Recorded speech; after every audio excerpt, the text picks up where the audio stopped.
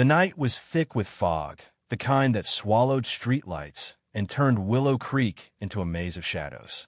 I stood at my kitchen window, coffee mug in hand, when I spotted a figure at the community mailboxes across the street. A flashlight beam darted through the mist, pausing in my box. My pulse quickened. I'd only lived here a month, but 30 years as a postal worker had honed my instincts for trouble. Mail theft in a sleepy suburb like this? Unlikely. But as the figure slipped something into their pocket and vanished, I knew I'd stumbled into something darker than I'd expected.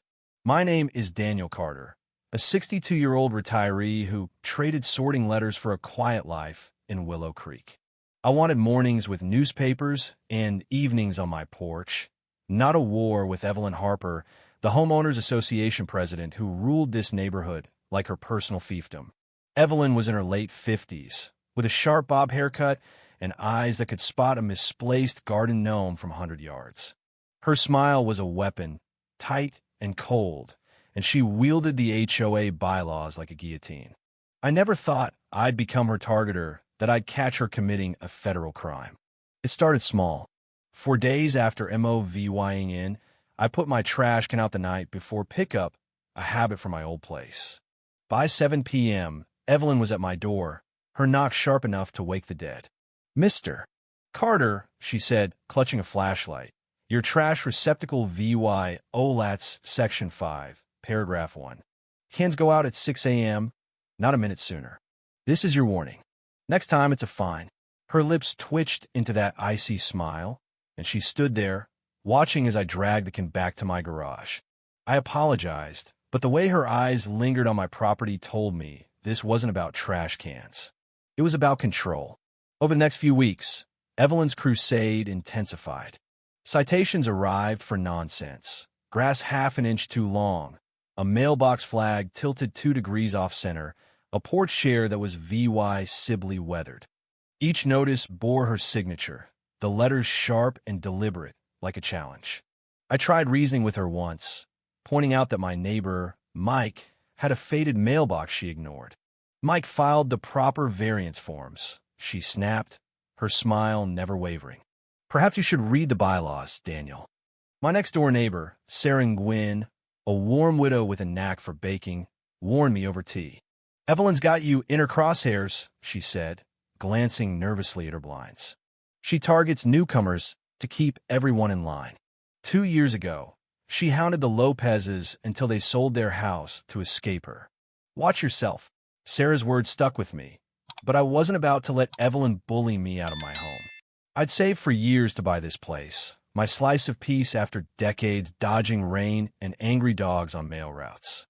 When Evelyn fined me due law $150 for a birdhouse in my backyard deemed an unauthorized structure, I'd had enough. I studied the HOA bylaws, found the rule ambiguous, and signed up to speak at the next meeting. The community center was a bland room with flickering lights and 20 bored residents. Evelyn ran the meeting with military precision, her gavel a metronome. When I stood, I kept my voice calm, detailing her selective enforcement. "The rules should apply equally," I said, meeting her gaze. "I'm asking for fairness, nothing more." The room stirred. A few neighbors nodded, but Evelyn's face flushed scarlet. "The board has full discretion, Mr.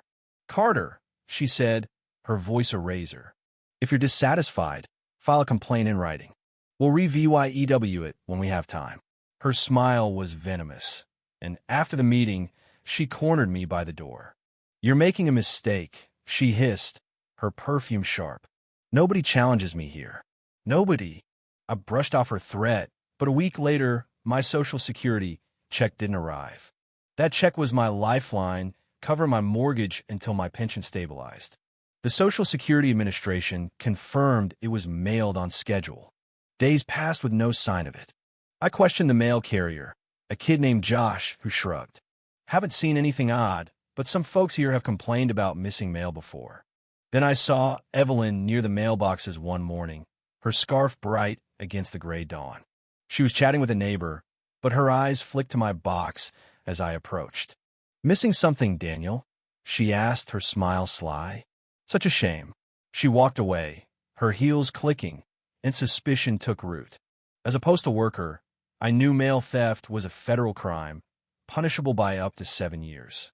If Evelyn was involved, I needed proof.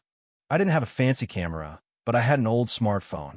I tucked it into a plastic bag, hid it in a bush near the mailboxes, and set it to record on motion detection. 2 days later, I had her. The footage showed Evelyn at 11 a.m., unlocking the entire mailbox bank with a master key. She sifted through letters, pulling out several including one from my box and slipped them into her purse. My blood boiled. This wasn't petty HOA nonsense. This was a felony. I recorded her 3 more times over the next week, each VY Deo more brazen. The final one caught her stealing my replacement Social Security check, her lips curling as she recognized the government seal. I didn't confront her. Instead, I called Postal Inspector Maria Delgado, a tough-as-nails colleague from my postal days. She arrived at my house the next day, her jaw tightening as she watched the footage. "This is textbook mail theft," she said. "That master key makes it worse abusing her HOA access. We can take her down, but we need her caught in the act." Maria's plan was straightforward. A decoy envelope, marked as a government check, fitted with a GPS tracker. Her team would monitor it and move in when Evelyn took the bait. I agreed, my nerves taut, but my resolve firm. The sting happened on a chilly Wednesday. I pretended to leave for the day, DRIVYing around the block, and sneaking back to join Maria in her unmarked van. We watched the mailboxes through binoculars, the air thick with tension. At 11:10 a.m., Evelyn's sedan pulled up. She stepped out, her coat pristine, her movements practiced. She unlocked the mailboxes, flipped through the letters, and paused at my box. Her face lit up as she spotted the decoy. The second she tucked it in her purse, Maria signaled her team. 2 postal inspection vehicles screeched in, blocking Evelyn's car. Maria leapt out, badge gleaming. "Evelyn Harper, you're under arrest for mail theft," she said, her voice iron.